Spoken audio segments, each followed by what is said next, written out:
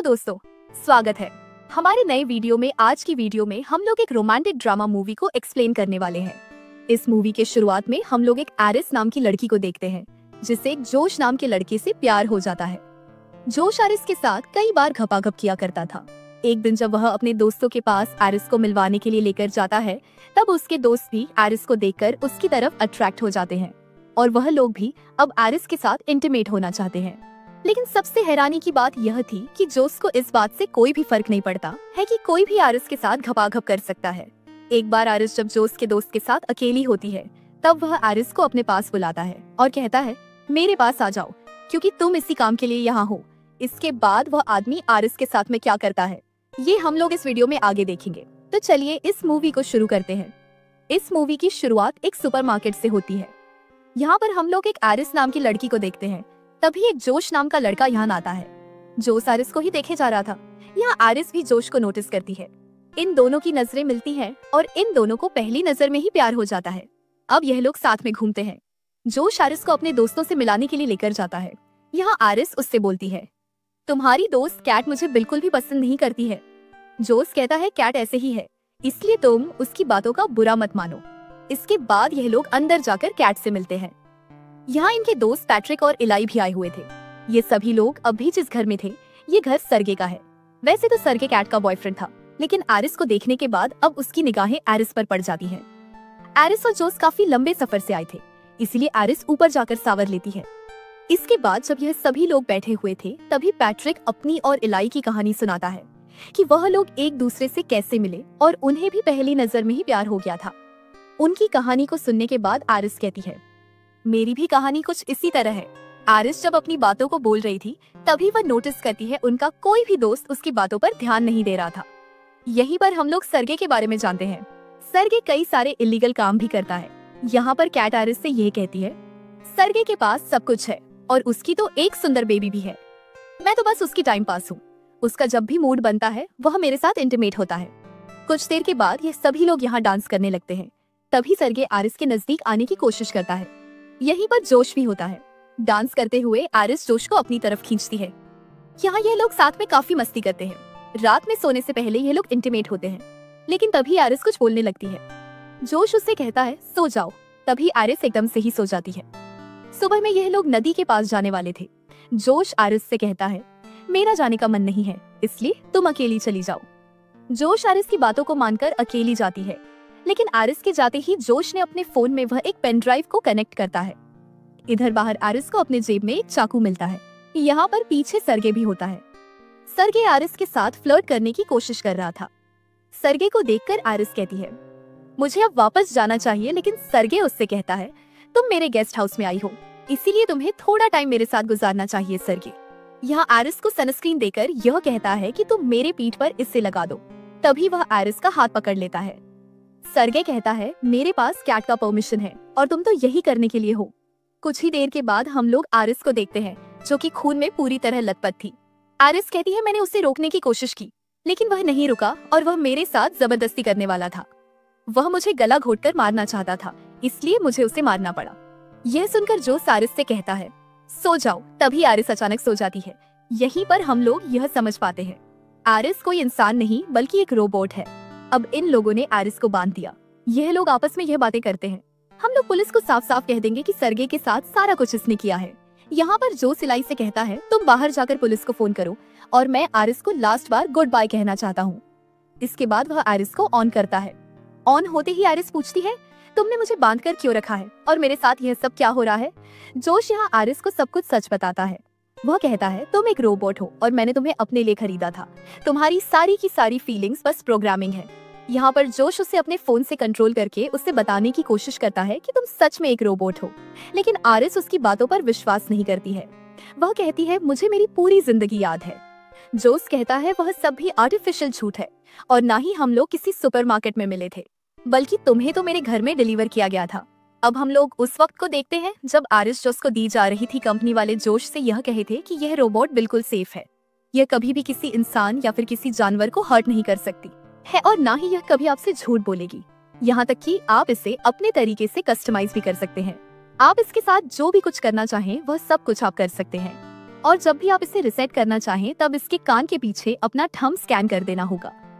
इसके बाद जोश एरिस के सामने बैठकर उसके अंदर लव वाला फीलिंग डेवलप करने लगता है, जिससे एरिस को ऐसा लगता है जोश उसका बॉयफ्रेंड है और अब वह जोश को अपना सब कुछ मानती है। वो उसके साथ कई बार इंटीमेट भी होता है, लेकिन अब जोश ने एरिस को सब कुछ बता दिया था। वो कहता है तुम्हारी सारी फीलिंग्स प्रोग्रामिंग है। यह सुनकर एरिस रोने लगती है।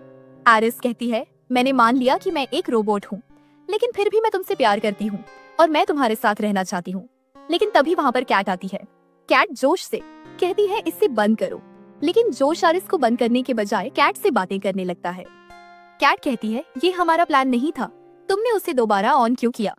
जोश कहता है मैं बस लास्ट बार उसे गुड बाय कहना चाहता था। यहीं पर हम लोग यह जानते हैं ये सारा का सारा कुछ जोश और कैट का प्लान था। इन दोनों ने मिलकर एरिस के सेटिंग के साथ छेड़छाड़ की थी ताकि वह सरगे को मार दे, लेकिन इधर एरिस पास में पड़े हुए चाकू की तरफ बढ़ती है। जब जोश उसे बंद करने के लिए उसके पास में आता है तब एरिस उसे जोर से एक मुक्का मारती है। कैट ये सब देखते रह जाती है। इसके बाद एरिस जोश का फोन लेकर यहाँ से निकल जाती है।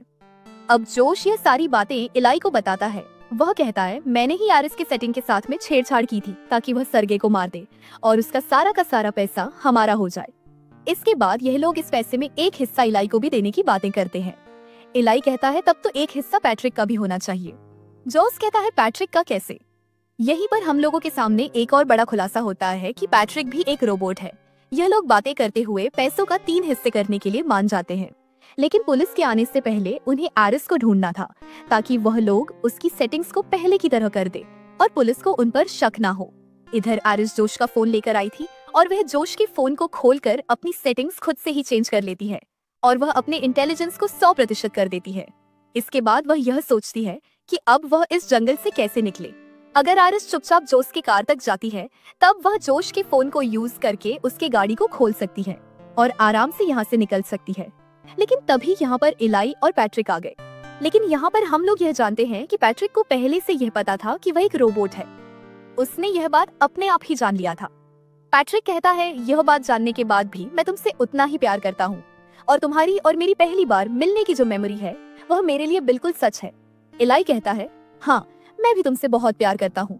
लेकिन तभी जोश का फोन बजता है। इलाई यह समझ जाता है कि एरिस यही है।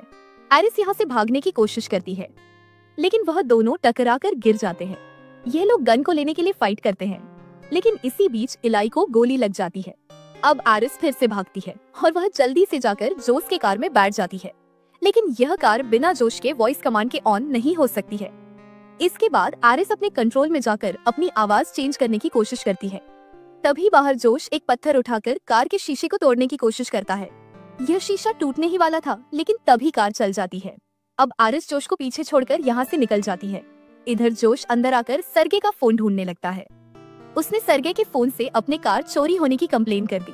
तभी कार साइड में लगकर अपने आप बंद हो जाती है और इसके दरवाजे भी अपने आप लॉक हो गए। इसके बाद जोश एरिस को कॉल करता है। वह कहता है बेबी अभी भी कुछ भी नहीं बिगड़ा है, तुम मेरे पास आ जाओ और हम लोग मिलकर सब कुछ ठीक कर देंगे।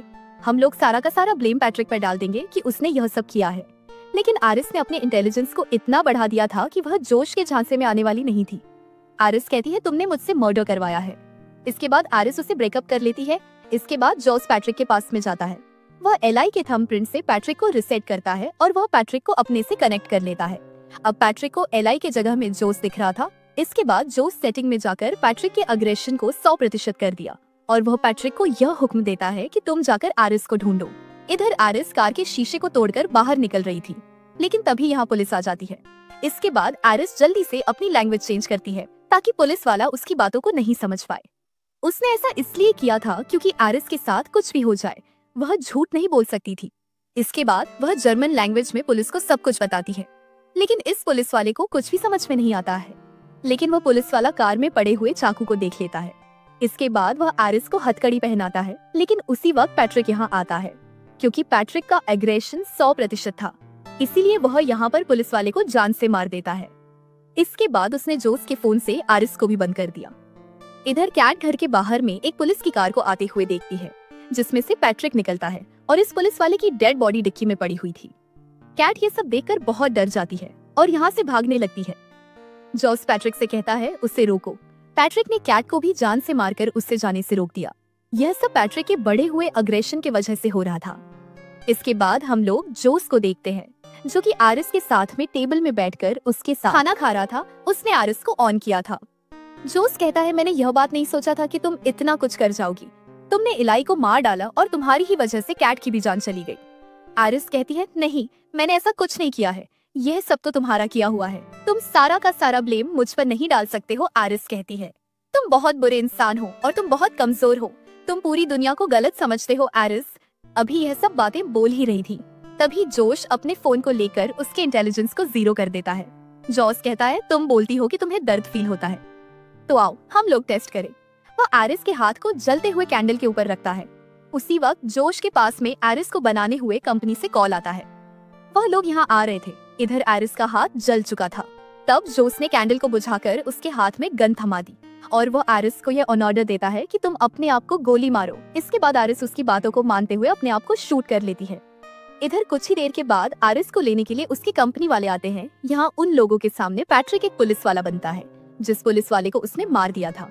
वो लोग पैट्रिक को देखकर यह कहते हैं, तुम्हें देखकर ऐसा लगता है कि तुम्हारा चेहरा काफी जाना पहचाना है।